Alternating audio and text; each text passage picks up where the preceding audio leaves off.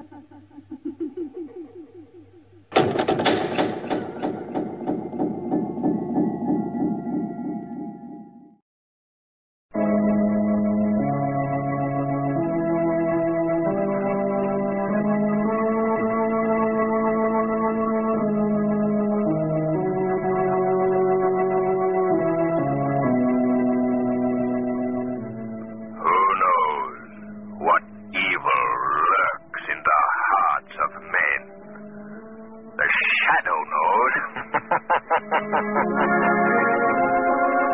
thrilling adventures of the Shadow are on the air, brought to you each week by the Blue Coal Dealers of America.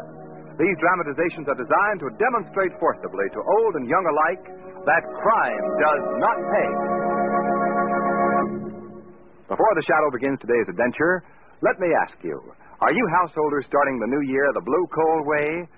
I hope so, because Blue Coal is America's finest home fuel. It gives you steady, even, healthful heat with the least effort. For you see, the Blue Coal way is the easy way to heat your home. Blue Coal requires less attention, gives you greater heating comfort at less cost. What's more, an order of Blue Coal entitles you to the full benefit of extra home heating service. So phone your friendly Blue Coal dealer tomorrow, won't you? Start the new year the easy, economical Blue Coal way.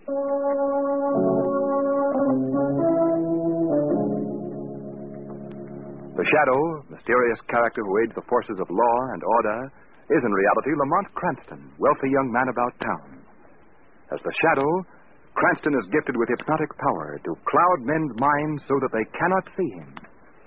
Cranston's friend and companion, the lovely Margot Lane, is the only person who knows to whom the voice of the invisible Shadow belongs. Today's story, The Ghost on the Stair. It is evening. We find Margot and Lamont seated on the veranda of a small hotel. They are conversing with the proprietors, Roger Miller, and his wife Adele. Yes, Adele, I should say that you and Roger have discovered the ideal way to live. Really, Lamont? Yes, I should be quite content to change places with you. No. I'd like nothing better than to spend my days just sitting here on the veranda, observing the daily life of this delightful old southern town. Oh, here. Listen to old Pappy Cranston. There's the cross I have to bear. Margot just doesn't understand me. Oh, I know you too well, my friend. Oh, is that so? Yes, you'd be running this hotel for 5 minutes when up would pop a murder or a crime or a mystery, and you'd be off to the races again. Well, if it's a mystery he wants, he wouldn't have to leave the premises. Well, what do you mean, Roger? Oh, forget it. Now, there you see. One sniff, and he's on the trail. Don't pay any attention to my facetious femme, Roger. What were you referring to? Oh, it's not very exciting, Lamont. Our mystery is why we can't get the guests to stay at the hotel. It's not really a mystery, Roger. Why don't you tell them the whole story? Yes, please do. Well, as you know, about a month ago, I inherited this place from my uncle. Yes, I remember. Since we've taken possession, no guest has ever stayed here more than one night. What? I said that no guest has ever stayed more than one night. Well, why's that, Roger? Because there's a ghost legend, a jinx on the place. A jinx that's lasted for almost 100 years. Oh, it's not really a jinx, Roger. Now, what else would you call it, Adele? We're not making a go of it, are we? There's only one reason for our failure, isn't there? No, what is this reason? It's the house itself, the evil reputation that it bears. Well, I may be a bit dull, but I don't follow you. Well, this wasn't always a hotel, Margot. It was originally a plantation. 100-odd years ago, it was owned by a family named Branch. During the Civil War, it was used as a hospital by the Confederate forces. It was in that period that the tragic event occurred that has placed a curse on this dwelling down through time to the present day. Well, what was this thing? What happened? A young Union soldier was a prisoner in the hospital. His nurse was the daughter of the house, Becky Branch. And you can guess what happened. They fell in love? Yes. The boy was fond of music, and every night Becky Branch would play for him on the spinet. One night, as she sat playing, the boy softly called out to her. Becky. Oh, yes, John. The doctor told me today that my wound was practically healed. Your wound? But, John, that means... Yes, it means that they'll be taking me away from here, Becky, to a prison. No. No, they can't do that. Well, they can and they will, unless... Unless what? Unless I can escape. John. Oh, it's the only thing left here. If I can just get out of this building, I have a good chance of reaching the Union lines. But, John, what of us? Oh, I'll come back for you, dear, after the war is over. You know I will. Yes. Yes, I do know that. Then will you help me? Help me to escape? Yes, John. I know of a way. a way for you to get out. Young Becky Branch plotted his escape.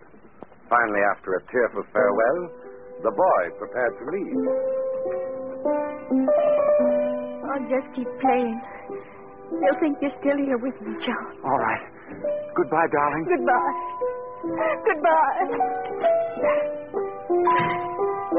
John. Oh, my dearest. My dearest. John. John! John, what happened? John! John! Oh!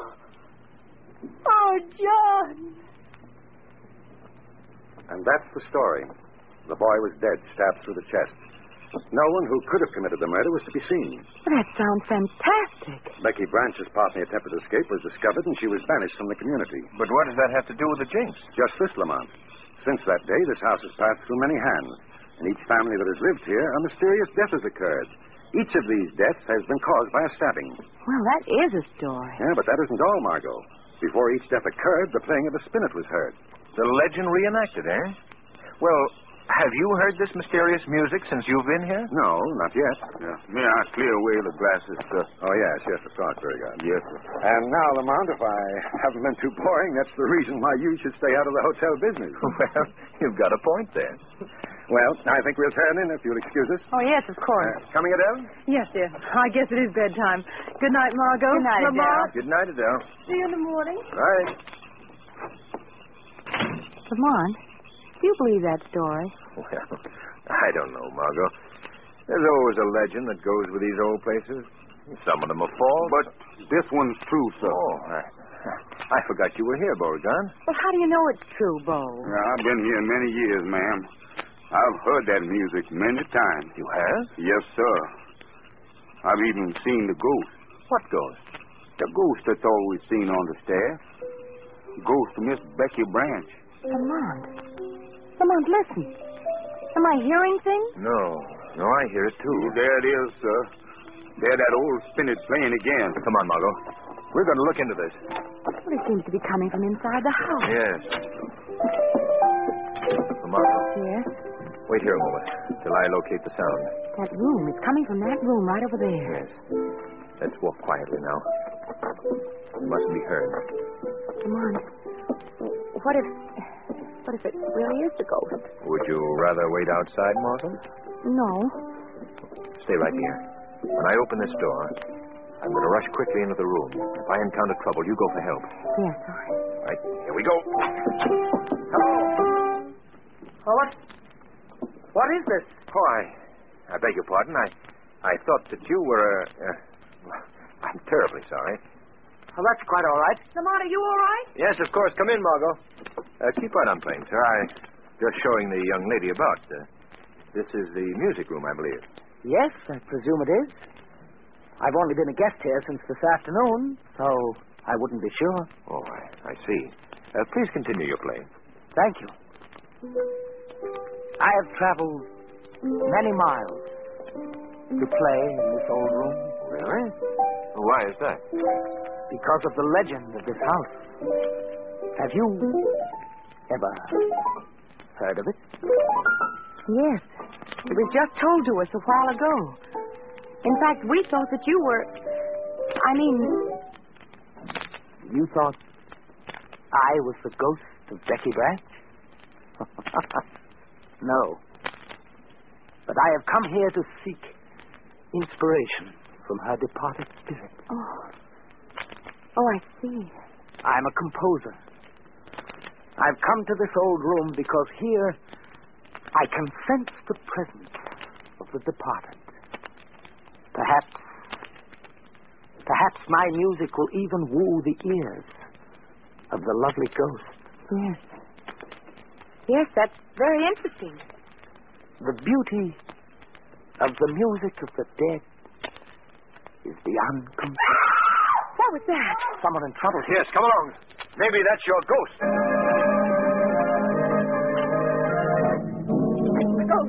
The ghost again. Oh, now you must calm down, Mrs. Turner. Oh, I'm sorry. I didn't mean to upset everyone. It was just so startling. What's the trouble? What happened? Hold them out. This is Mrs. Turner, a guest here at the hotel. Oh, how do you do? How do you do? Was it you that screamed, Mrs. Turner? Yes. What yes, was wrong? Well, I was on my way to my room when I happened to glance down the stairwell and saw a woman coming up the stairs to the second floor. Yes? Thinking it was Mrs. Miller, I went to greet her. When I reached the head of the stairs, there was no one there. What? No, it was such a shock that I just screamed, I guess. Was it you, Adele? No, indeed. I was in my room. Oh, I see. Well, are there any other women guests in the hotel, Roger? No, no others. Well, perhaps you just imagined you saw someone, Mrs. Turner. No, I'm positive I saw a woman. Of course you did. What? She saw the ghost. The ghost of Becky Branch. What did you say, Mr. Simeon? It was Mrs. Turner's privilege to see a very old resident of this house, the spirit of Becky Branch. What's he saying? Are there really ghosts here? Of course not. That's not true, Mrs. Miller. Now, what makes you so sure of that? If you want proof of my statement, Mr. Miller, just be awake and listening at the witching hour of 3. Why? What'll happen? You will hear music. Lovely music. Played on the spinet by the ghost that Mrs. Turner saw on the stair. Now, look here, Mr. Simeon. You're not frightening us, so why don't you stop your little game? Yes, we're all getting upset over nothing. I'd advise that we all go to bed. I agree, Lamont. We can go to bed. We can lock our doors. But we can't lock the ghost out. Come now, Mrs. Turner. You're all upset. Come along. I'll see you to your room. You're right, Adele. Come along, Margot. All right. We'll let these good people get some sleep. Righto. Good night, everyone. Good night. I warned you. Good night. I warned you. Hey, Lamont, did you really mean to make light of that little episode? Only to ease the poor woman's mind. Do you suppose she really saw someone? I don't know. But there's a more important question to be answered. What's that? I'd like to know just where Mr. Simeon has acquired his extensive knowledge of the habits of the so-called ghost of Becky Branch. Yes, I noticed that he seemed to know the whole story. He knew much more about it than Roger Miller does. I think, Margot, that our Mr. Simeon is going to be called on to answer a few questions by the shadow. Perhaps before the night is over, we'll have our ghost.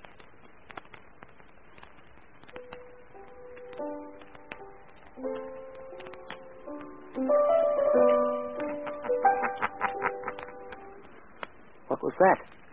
I hope I'm not intruding, Mr. Simeon. Who speaks to me? Men call me the Shadow. Where are you? I see no one. I'm standing right here beside you. I don't understand. Mr. Simeon, I have the power to make myself quite invisible to your eyes. What do you want of me? Why are you here? I want you to answer a few questions. What about? How do you know so much about the legend of this old house? Where did you hear of Becky Branch? What is that to you? Answer my question, Mr. Simeon. Very well. Very well, I'll tell you. I was born in this house, Mr. Shadow. I spent my early youth here. I used to play on this very same spinet. Was there any evidence then of this so-called ghost? Oh, yes. We heard her many times, many times. She played so beautifully. Was she ever seen? Only as she was seen tonight on the stairs. Do you believe this legend? Of course. I have very good reason to believe it. Why? On the second floor, by the staircase, my father was found, my stepfather, stabbed to death. Who did it? Who killed him? We never found out.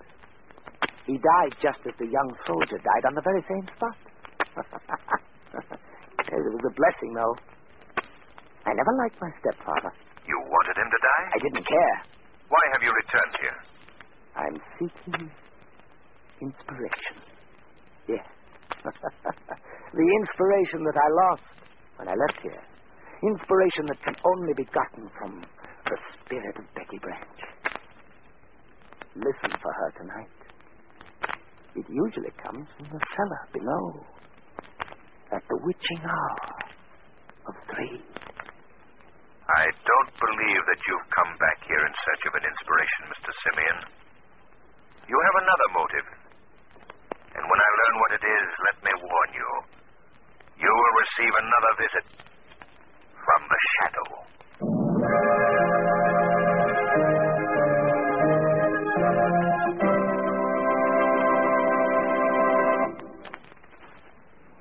What is Mr. Simeon's true motive?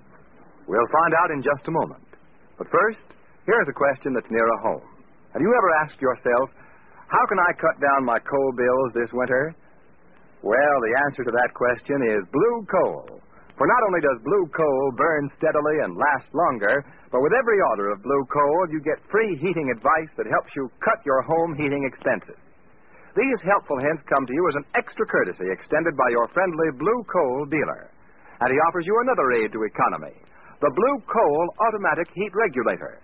Its initial cost is surprisingly low, and it pays for itself over again in the fuel it saves you.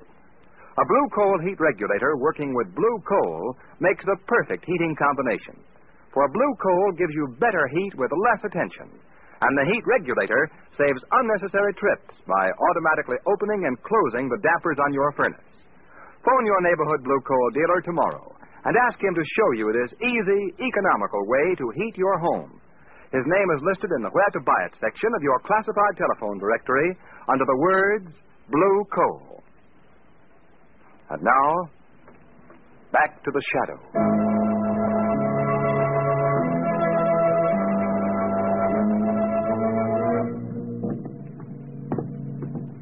Lamont, Yes, Margot. what do you expect to find down here in the cellar? Well, according to Mr. Simeon, this is where the ghostly music has come from. Here, take this other flashlight. All right. Well, did you learn anything else from Simeon? Yes. He lived here as a child. His stepfather was killed in this house, stabbed to death just as the soldier was stabbed. And he met his death on the second-floor landing by the staircase. Is that where the soldier died? According to Simeon, yes. Well, I don't see anything down here that looks like a musical instrument, do you? No. Do you believe Simeon's story? Well, I think he told the truth about living here and his stepfather's death, but his talk of ghosts was not very believable. Here, somebody come, please. Well, it's the old servant, Beauregard. Somebody. He's calling from upstairs. Let's get up there, Margot, quickly.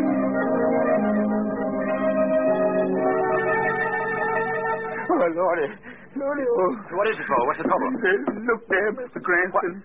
It's Mr. Simeon. Yes, sir. What You better not look, Margot. It's Simeon. He's been stabbed in the chest. Oh, is he dead? Yes. Oh, Lordy, just like the Yankee soldier. Just like what happened to him. The ghost done it, that's what... Be quiet, Bo. What's wrong here? Why were you calling out, Bo? Look, Master, look. Good heavens. What happened? Simeon was stabbed in the chest. He's dead. How did it happen? I don't know. When did you discover this, Bo? I just come walking down the hall, sir, and there he was, stretched out like you see him now. Oh, I see. Oh, Roger, you sleep on this floor, don't you? Yes? Did you hear anything? Sound of a struggle or a fight? No, not a thing. Oh. Well, we'd better call the police at once.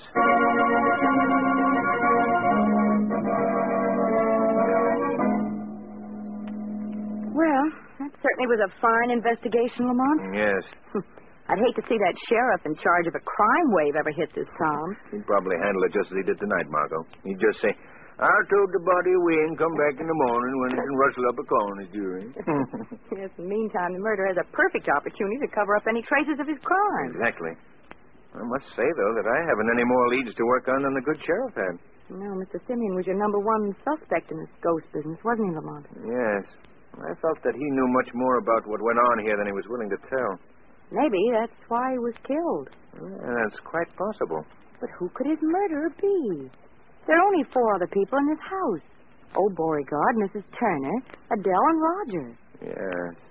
Roger. Did I hear you mention my name? Roger! Oh, sorry, Margot. I didn't mean to startle you. I heard your voices, so I came in to see if you'd uncovered anything. No, I'm afraid we haven't. Well, I guess we'll have to wait till morning now. Oh, say, why don't you two get some sleep? We will presently, Roger. Well, good night. Good night. Good night, Roger. Lamont, Yes, Margot? isn't it strange the way Roger just popped in here like that? Yes. There are several other points about Roger that need clearing up in my mind. What do you mean?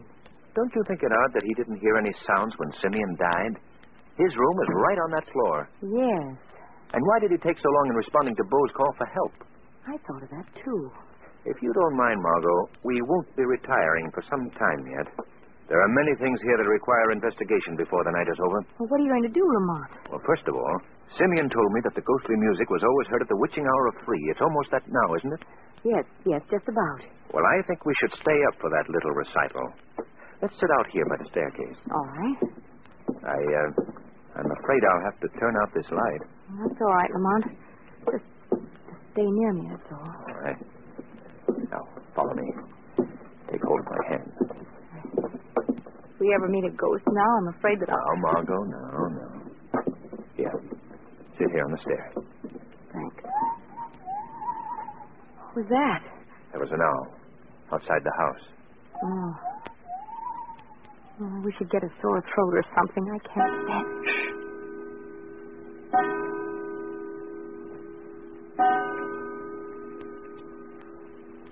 Well, according to Mr. Simeon's story, it's time now for the concert to be... Lamont, there it is. Yes. Quiet now. See if we can locate the sound. It's not coming from the music room. No, it seems to come from up above. Somewhere on the upper floors. Well, why don't we go... Come on, Margot. Something's happened up there.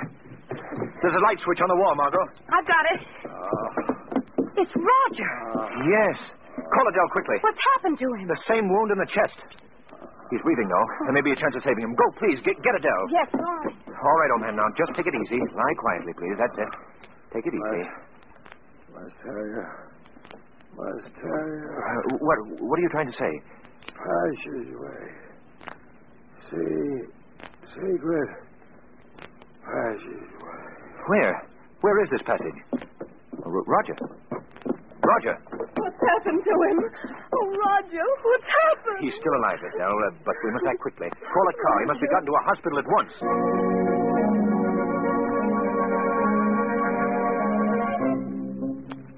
It was much more important for Adele, if he regained consciousness, to call us at once.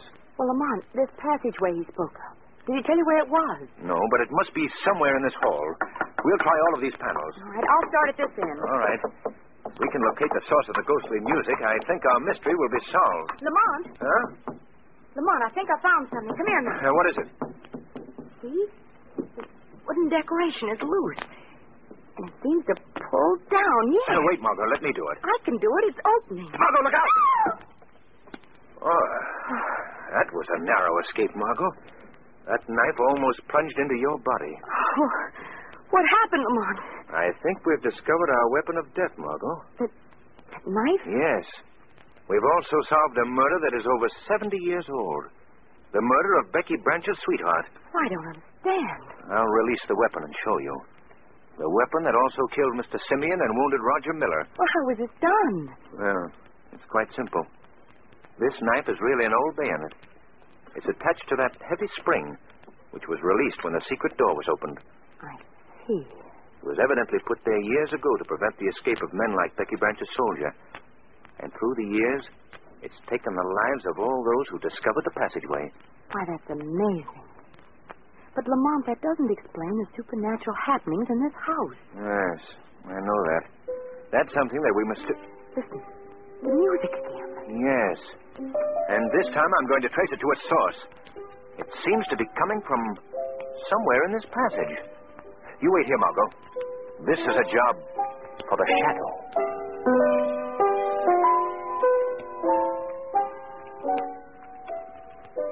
If I play, he'll return. He must return. But it's been so long. Old woman. Oh, did someone speak? I did. What are you doing in this house? Playing my spinet. Who are you? I'm Becky. Becky Branch. John. John, it's you. It's you. You've come back for me at last. You are Becky Branch? Yes. Don't you know me, John? Don't you remember me? I've gotten older. I've been waiting for you so long, so many years. You've been waiting here, in this house? Just at night. Only in the night I return here. They sent me away, John. They sent me away when you escaped. You remember that night when I played for you as you left? I was away for many years. Then I returned. No one in the village knew me. I could go and come as I pleased. So I came to the house here at night by the cellar entrance and played just as I'm playing now, hoping that someday my playing would bring you back to me. You've waited many years. Many years, John. But it's all worthwhile now. You come back to me. You come back to me. I'm so glad. Now I won't have to...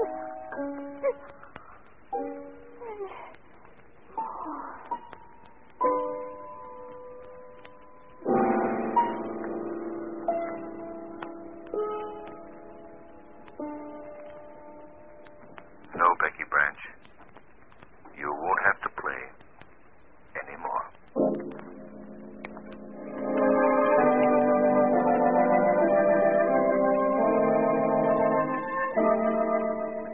Well, I'm happy to hear that Roger's doing so well, Adele. He's doing splendidly. The doctor thinks he can come home by the end of the week. Good. Oh, you might be interested to know that some of the older residents of the town arranged for a decent burial for Becky Branch. Oh, I'm so glad. Adele, did Lamont tell you that he found an entrance in the cellar that Becky used to use to enter this house? Oh, so that's how she got in. Yes. Oh, and we finally learned how the secret panel worked, too. How?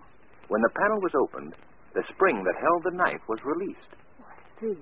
And after the stabbing, the door sprang shut, returning the knife to its former position. Dinner is served, Mrs. Oh, thank you, Bo. You know, there's one point that you haven't cleared up yet, Lamont, and that's the ghost on the stair. Oh, Margot, I'm afraid I have no answer for that. Yeah, I can explain that, Mr. Cranston. Oh, can you, Bo? Yes, sir. That was the real ghost.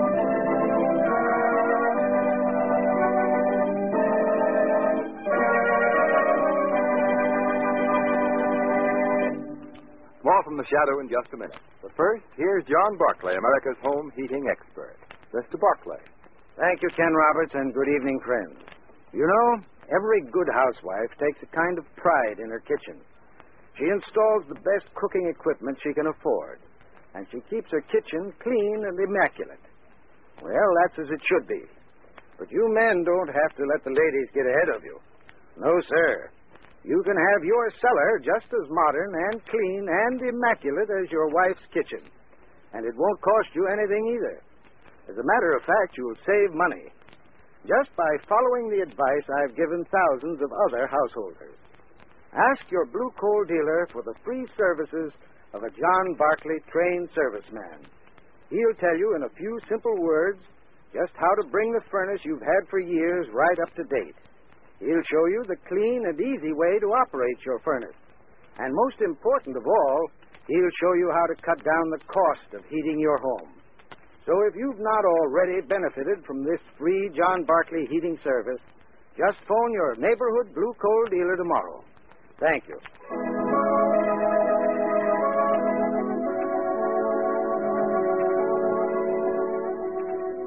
Today's program is based on a story copyrighted by the Shadow magazine. The characters, names, places, and plot are fictitious. Any similarity to persons living or dead is purely coincidental. The weed of crime bears bitter fruit. Crime does not pay. The Shadow knows.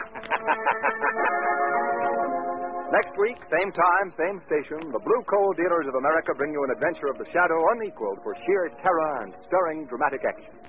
So be sure to listen, and be sure to phone your friendly Blue Coal dealer for greater heating comfort at less cost. This is Ken Roberts saying, keep the home fires burning with Blue...